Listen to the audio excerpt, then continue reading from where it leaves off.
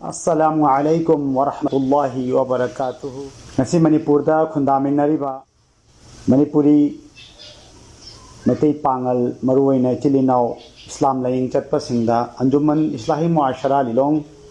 गी माइकैदगी करिगुंबा मेसेज अमखतंग पीजरी मदुदी हौजिगसी यामना नुंगाइतबा इंखलगलिबा नुपा मचा अमदि नुपी मचा सिंगी मरक्ता कुरान अमसुंग हदीस की वांग मदा वीडियो रील सेमगा दुगा डांस तौरगा तवैदबा कुरान हदीस ना यादबा मौंगदा बेपर्दा ओयरगा यामना आम मोखेलकलिबा चटनबी अमोयना तरोकलिबा गुनाहबु गुनाहनी हाइना खलक्त्रिबा मसिगी मतंगदा यामना कुमना अंजुमन के ओलमाई कराम सिंह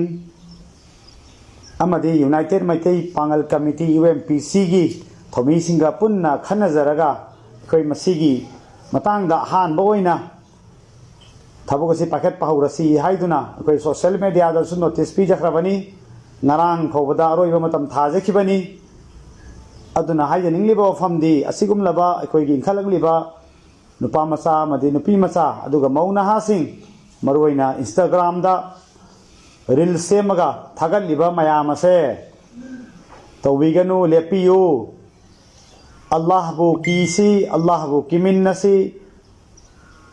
अदुगा एंटी सोशल ओइबा थबुकसिंग असिबसु थादोक मिन्नसी हाइना अंजुमन इस्लामी मुआशरा के माइकैदगी हन्ना हाइजखबनी करिगुंबा मसिबु थवै उसितदना मखाताना असिगुमलबा थबुकसिंग असि तौरकपा तारगदी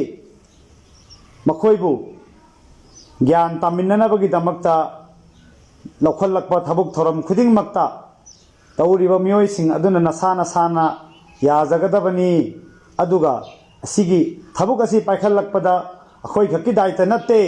अखोइ खुदिंगमक्की दायित्वनी हाइबसे खनमिन्नरगा अखोइ खुदिंगमक लेबिरिबा ओलमाई हजरत सिंह इमाम सिंह अमदी मस्जिद की मुक्तदी सिंह लोइना यैतोंग खुमदोंबा खुदिंगमकनसु सोजोकपिनबियु मतेंग पांगबियु हाइना सलामगा लोइना हाइजरी मसितसु नत्तना नुपी कया यामना मोंग मरिन तादना मसा योंथोकलगा पैसा तालिबा अखोइगी इरक्ता यावरक्तबा नत्ते यावरकले हाइबसिंग अदुबसु खुदक्तगी तोकथोकपियु अल्लाह अमसुंग रसूलबु किमिन्नसी मखा ताना तौरकतारगदी मखोइबु फारगा वरक ओतेम्बा तौरकपदा मियामना सोहजोकपिनबियु हाइना प्रेस मीडिया मदी सोशल मीडिया की खुदांगदा सलामगा लोइना हाइजरी।